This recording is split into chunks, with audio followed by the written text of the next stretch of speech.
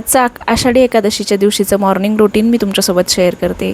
आणि आज पूर्ण साडी घालून मी आज काम केलेलं होतं। तर खरं तर अगोदर वाटतं की साडी घातल्यानंतर काही कामं सुचतील का नाही, पण जेव्हा घालून बघितली थोडंसं अनकम्फर्टेबल झालं, पण तरीसुद्धा म्हटलं की नाही, आज साडी घालूनच सगळं काम करून बघायचं, ते पण थोडीशी हेवी साडी घालून। आज सकाळी सकाळीच आषाढी एकादशी निमित्ताने सगळ्यांच्या आंघोळी वगैरे लवकरच झालेल्या होत्या आणि सगळे कामं देखील म्हटलं आज पटापट आवरून घ्यावे, कारण आज आमच्या शरीरची दिंडी येणार होती आणि दिंडीची पूजा देखील करायची होती, पालखीची पूजा करायची होती। आणि जे छोटे छोटे वारकरी, छोटे छोटे विठ्ठल रुक्मिणी आज दारामध्ये येणार होते, तर त्यांचीसुद्धा छान अशी पूजा करायची होती। म्हणून म्हटलं थोडीफार फराळाची तयारी करून ठेवावी आणि मग नंतर दिंडी झाल्यानंतर गरमागरम फराळ बनवता येईल। आणि अगोदर थोडी तयारी झालेली असली की मग पटापट सगळं करून घेता येतं। तर इथे दूध पण आलेलं होतं आणि दूध तापवायला ठेवलं। आणि उपवास म्हटलं की 2-3 वेळेस तरी चहा लागतोच। आणि आता जे काही फराळासाठी शेंगदाणे वगैरे लागणार होते ना, तर ते सगळे भाजून ठेवते, म्हणजे सगळं आवरेपर्यंत ते मस्त असे थंड होतील। रताळे आणलेले होते, ते मी कालच छान स्वच्छ असे धुवून घेतले होते आणि त्याला सुकवून पण घेतले होते। आता आज ते छान असे उकडायला टाकते, एकत्रच रताळे आणि बटाटे दोन्ही पण उकडायला टाकले। आणि रताळे खरं तर रताळ्याचे काप पण केले जातात, पण रताळे उकडून पण छान लागतात दूध आणि साखर त्यामध्ये घेतलं तर आज माझ्याकडे थोडासा वेळ कमी होता, कारण कामं खूप जास्तीचे करायचे होते। त्यामुळे मग रताळ्याचे काप वगैरे म्हटलं संध्याकाळी निवांत बनवेल, त्यामुळे ते बटाटे आणि रताळे एकत्रच उकडायला टाकून दिले। तर आता बरीच आपली वारकरी मंडळी पंढरपुरामध्ये मस्त असं त्यांचा टाळ मृदुंगाच्या गजरामध्ये छान असं भजन कीर्तन आणि पंढरपूर अगदी दुमदुमलेलं असेल। आता प्रत्येकाचंच पंढरपूरला विठ्ठलाच्या दर्शनासाठी जाणं तर होत नाही, त्यामुळेच आज आपल्या दारामध्ये छान येवलुशे असे विठ्ठल रुक्मिणी येणार होते। तर मग म्हटलं त्यांची छान अशी पूजा करावी आणि मस्त असं सेलिब्रेशन आषाढी एकादशीचं त्यानिमित्ताने होऊन जाईल। आणि बघा ना, आज शरीरच्या स्कूलची दिंडी आदल्या दिवशी निघणार होती, पण त्यानंतर त्यांचं असं ठरलं की नाही, आपण आषाढी एकादशीच्या दिवशीच करूया। आणि कालच मला मॅडमने येऊन सांगितलं की ताई तुम्ही पूजा वगैरे करसाल का पालखीची, तर मी लगेच हो म्हणाले, कुठलाही विचार वगैरे न करता। म्हटलं एवढे छान छोटे छोटे विठ्ठल रुक्मिणी आपल्याकडे घरापर्यंत येत आहेत, तर आपण पूजा करायला का नको म्हणायचं। तर मी सकाळीच मस्त अशी तयारी करून ठेवली होती पूजेची आणि छान सडा रांगोळी सगळं काही तयारी माझी बाहेर झालेली आहे। आणि त्यांचे पाय वगैरे धुण्यासाठी पाट वगैरे सगळं टाकून रांगोळ्या काढून सगळी तयारी करून ठेवली। आणि आता थोड्याच वेळात ते येतीलच, तोपर्यंत मग एकदा चहा घेते। आणि यांना पण ऑफिसला जायचं होतं, तर त्यांचं म्हणणं होतं फराळ वगैरे तू नंतर बनवशीलच, तू अगोदर दिंडीची तयारी वगैरे करून घे आणि एकदा चहा बनव, मी ऑफिसवरून नंतर येतो, त्यानंतर मग फराळ करेल। तर आता मस्त आलं घालून दोघांसाठी छान असा चहा बनवला। आणि आजचं वातावरण पण खरंच खूप छान होतं। तर माझं असं चालू होतं की जोपर्यंत म्हणजे दिंडी आपल्या दारात येत नाही आहे, तोपर्यंत होतील तेवढे कामं मी पटापट करून घेतले।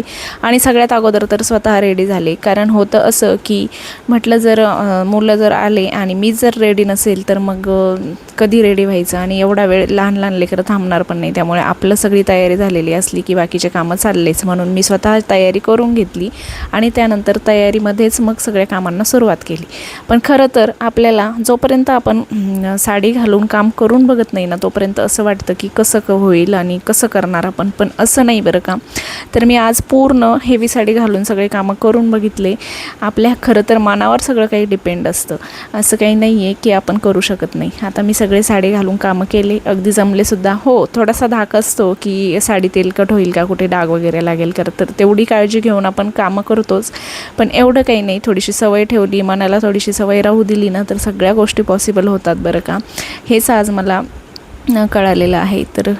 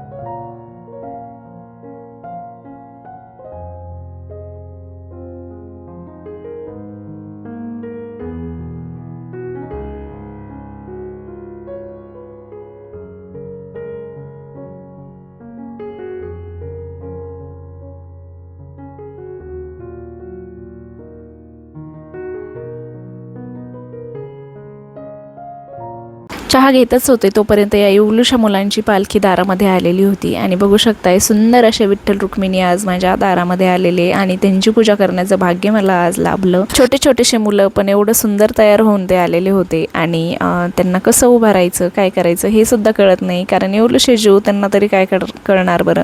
तर त्यांना मी छान असं पाटावरती उभा केलं, त्यांचे छान पाय धुतले आणि मस्त अशी पूजा करून घेतली. आणि इथेच आपली शरीव बेबी पण आहे, तिच्या स्कूलची ही दिंडी होती. तर एवढी नखरे करणारी, एवढी गोंधळ दंगा करणारी मुलगी आज तिच्या मॅम सोबत असल्यामुळे एवढी शांत उभा होती आणि म्हणजे ती माझ्या ओळखीची आहे की नाही असंच वाटत नव्हतं आज, कारण ती एक शब्दसुद्धा मला बोलली नाही, कारण तिच्या मॅम बाजूलाच उभ्या होत्या. तर मुलं खरंच ना घरी किती दंगामस्ती करतात, किती गोंधळ करतात, पण स्कूलमध्ये अतिशय शिस्तप्रिय आणि त्यांच्या मॅमसमोर शिस्तीने ते राहतात. तर अशा प्रकारचं कुठल्याही मंदिरामध्ये वगैरे न जाता आज मला छान असं विठ्ठल रुक्मिणीचं दर्शन झालं आणि पालखीची छान अशी पूजा वगैरे मस्त पार पडलं सगळं. पण माझा खरं तर सकाळीच माझा विचार झाला होता की आज मस्त असं मंदिरामध्ये जाऊन येऊया, पण एवढा काही वेळ भेटला नाही आणि नंतर म्हटलं जाऊ द्या, आपलं विठ्ठल रुक्मिणीचं छान असं दर्शन झालेलंच आहे आणि हे येवलूशे विठ्ठल रुक्मिणी त्यांचं दर्शन घेणं हे काही कमी नाही. चला तर जेवढं होईल तेवढं सकाळी मी शूट करण्याचा प्रयत्न केला आणि असा हा आषाढी एकादशीचा छोटासा व्लॉग तुम्हाला कसा वाटला नक्की सांगा. आणि व्लॉग जर आवडला असेल, तुम्ही जर आपल्या चॅनलवर नवीन असाल तर नक्की चॅनलला सबस्क्राईब करा. भेटूया पुन्हा एकदा नवीन आणि छोट्याशा व्हिडिओमध्ये. तोपर्यंत बाय.